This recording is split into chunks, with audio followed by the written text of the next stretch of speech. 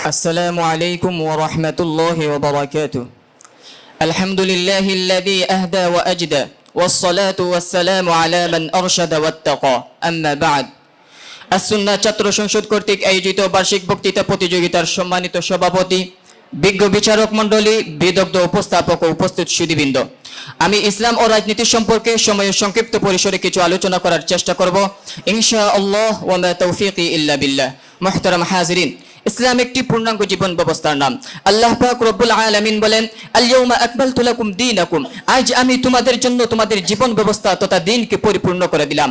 পৃথিবীতে হিন্দু, বৌদ্ধ, ইহুদি, খ্রিস্টান ও মুসলমান সহ প্রায় 4300টি ধর্ম রয়েছে। তোর মধ্যে ইসলামই একমাত্র ধর্ম যেখানে সমান্তরালভাবে উপাসনা নীতি, সমাজনীতি, রাজনীতি এবং অর্থনীতি রয়েছে। এই জন্য বলা হয়ে থাকে যে Islam is the complete code of life. ইসলাম একটি পূর্ণাঙ্গ জীবন ব্যবস্থার নাম। প্রিয় উপস্থিতি, বর্তমান সময়ে রাজনীতি বলতে কর্মসূচির ভিত্তিতে জনমত তৈরির মাধ্যমে রাষ্ট্র ক্ষমতা অর্জনের প্রচার প্রচেষ্টা ও পূর্ব প্রস্তুতি এবং ক্ষমতা অর্জনের পরবর্তী রাষ্ট্র পরিচালনা উভয়টিকে বোঝায়। চরম সত্য একটি কথা হলো যে রাজনীতি ছাড়া কোনো মতাদর্শ আদর্শিক মতাদর্শ হতে পারে না, একথায় সকলেই একমত। আর ইসলাম একটি আদর্শিক মতাদর্শ, সুতরাং ইসলামের রাজনীতি আছে এবং খুব ভালোভাবেই আছে, যেটাকে আমরা আল খিলাফাতু আলা মিনহাজিন নবুওয়া দ্বারা ব্যক্ত করে থাকি। হযরত উসমান ইবনে আফফান রাদিয়াল্লাহু তাআলা আনহু বলেন, ইন্নাল্লাহা লা ইয়াযাউ বিস-সুলতান মা লা ইয়াযাউ বিল-কুরআন। কুরআনের দ্বারা যার হেদায়েত প্রাপ্ত হয় না, আল্লাহ তাআলা রাষ্ট্রশক্তির মাধ্যমে তাকে হেদায়েত দান করেন। সুতরাং বলা যেতে পারে যে রাষ্ট্রীয় ক্ষমতার মাধ্যমে যা সম্ভব অন্যভাবে তা হাজার বছরও সম্ভব নয়। আজকে যদি ইসলামী রাজনীতি কায়েম থাকতো তাহলে সকলেই নামাজি থাকতো। আজকে যদি ইসলামী রাজনীতি কায়েম থাকতো তাহলে প্রায় 90% মুসলমানের এই দেশে কোনো যুবক দর্শনে সেঞ্চুরি করে মিষ্টি বিতরণের অনুষ্ঠান করার মতো দুঃসাহস দেখাতে পারতো না। জাহাঙ্গীরনগর বিশ্ববিদ্যালয়ের ছাত্রী হোস্টেল থেকে নবজাতকের মরদেহ উদ্ধার করার মতো করুণ কাহিনী পত্রিকার পাতায় পড়তে হতো না। এদেশের শিক্ষাঙ্গনগুলো কসাইখানায় পরিণত হতো না। আমার মায়ের সন্তানেরা পড়তে গিয়ে লাশ হয়ে ফিরে আসতো না। কোন জামাত, দুর্নীতিবাজ, বেহায়া নর্তকী পবিত্র সংসদে গিয়ে কোরআন সুন্নাহ বিরোধী আইন প্রণয়নের সুযোগ পেত না। প্রিয় উপস্থিতি, মানবতার প্রশস্ত ময়দান বিশ্বনেতা হযরত মুহাম্মদ মুস্তাফা সাল্লাল্লাহু আলাইহি ওয়াসাল্লাম মক্কায় রাষ্ট্রহীন থেকে দীর্ঘ 13টি বছর অবর্ণনীয় নির্যাতন সহ্য করার পর মদিনায় গিয়ে ইসলামী রাষ্ট্র কায়েম করেন এবং সেই রাষ্ট্রের জন্য এক যুগান্তকারী সংবিধান রচনা করেন, ইতিহাসে যা মদিনা সনদ হিসেবে পরিচিত। মহানবী সাল্লাল্লাহু আলাইহি ওয়াসাল্লামের 10 বছরের রাষ্ট্রীয় জীবনে প্রায় 30 লক্ষ বর্গ মাইল এলাকা ইসলামী সালতানাতের অন্তর্ভুক্ত ছিল। অথচ এই বিশাল এলাকা বিজয় করতে মুসলমানরা সর্বমোট 251 জন কাফের সৈন্য হত্যা করেছেন, আর মুসলমান শাহাদাত বরণ করেছেন সর্বোচ্চ 120 জন। পৃথিবীর শুরু থেকে নিয়ে আজ পর্যন্ত অনৈসলামিক রাজনীতির ইতিহাস তন্ন তন্ন করে খুঁজলেও এত বিশাল এলাকা বিজয়ের জন্য এত কম সংখ্যক প্রাণহানির কোনো নজির খুঁজে পাওয়া যাবে না।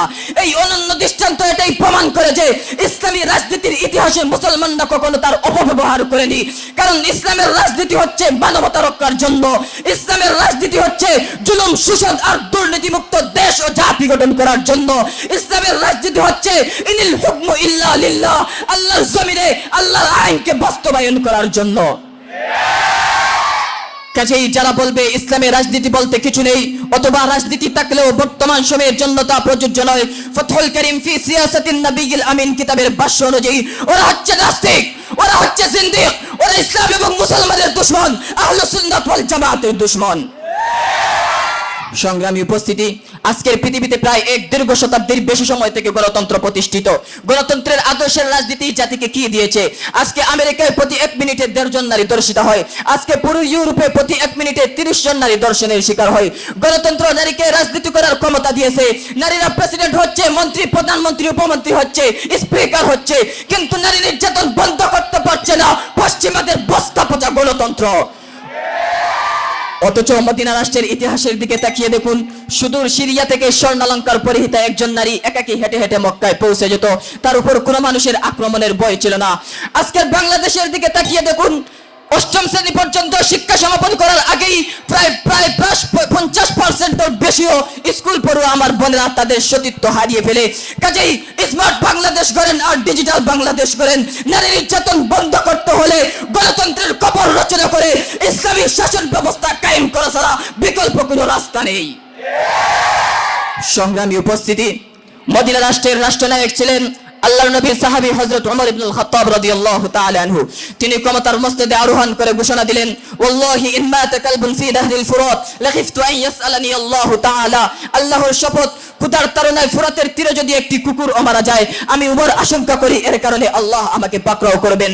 দুনিয়ার বস্তা পচা গণতন্ত্রের ইতিহাসে এমন একটি উক্তি কেউ কখনো করেনি, কারণ দুনিয়ার রাজনীতি হচ্ছে পেট ভরার জন্য, আর ইসলামের রাজনীতি হচ্ছে জালিমের কপটে লাথি মেরে মুসলিমের অধিকার আদায়ের জন্য।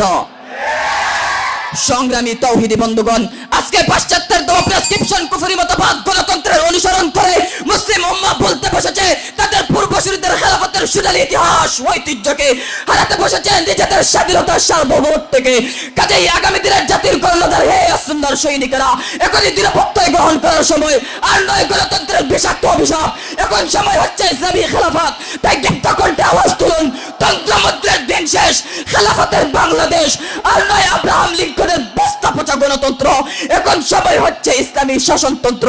আল্লাহ তাআলা আমাদেরকে আমাদের গৌরবোজ্জ্বল ইতিহাস ফিরিয়ে দিয়ে ইসলামী শাসন ব্যবস্থা কায়েম করার তৌফিক দান করুন।